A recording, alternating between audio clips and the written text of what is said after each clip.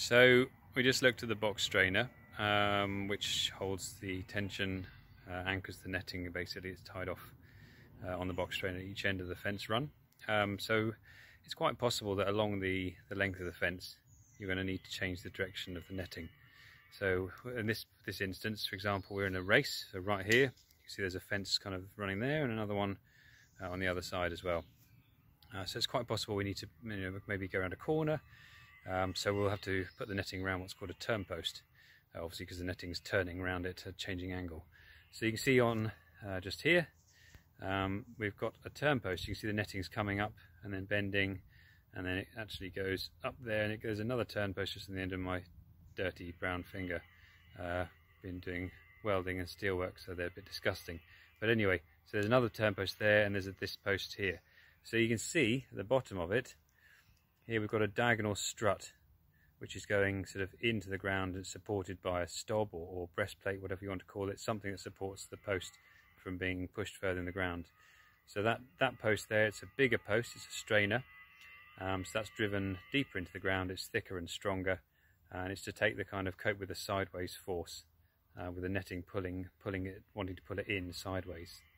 And depending on how severe the angle, the change of the netting is, so you can see on the ground, probably the sort of angle of the netting wrapping around it, depending on how severe it is, depending on how much support it needs, whether you can get away with it being unstrutted, i.e. not one of those, if it's very shallow, up to about 30 degrees, if the post is in deep enough, up to sort of a bit more, you can end up with a single strut like that, which is half the driven in, half the angle that the change of angle is basically, the netting, so half the angle, so it halves half the angle.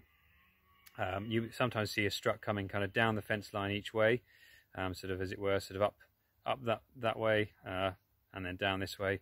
That doesn't really do a lot because the force of the netting is wanting to push it in. So having a strut kind of coming each side doesn't really do a lot to stop that post being pulled in.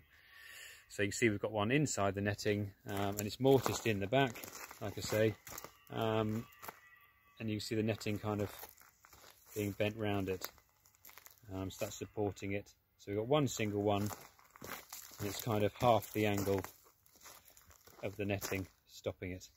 So if, for example, the netting was sort of, the change of direction was the other way around, we don't really want a strut, particularly in this instance, in the race, because it would block the race, things might trip over it, and it'd be awkward for vehicle access.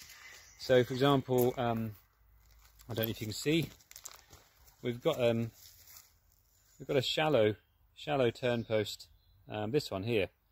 So it's relatively shallow. You can see the nettings are bending around the back of it, so it always bends around the back. We never staple things to it, always goes around the back of turn post.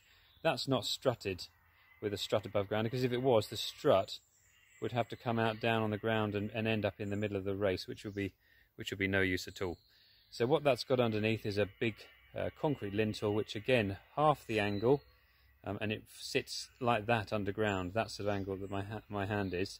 About 100 mil, 4 inches or so underground, and it's about 4 foot long, and it's a big long plate, which basically the force of the netting is wanting to pull that strainer, sort of tilt it inwards like that.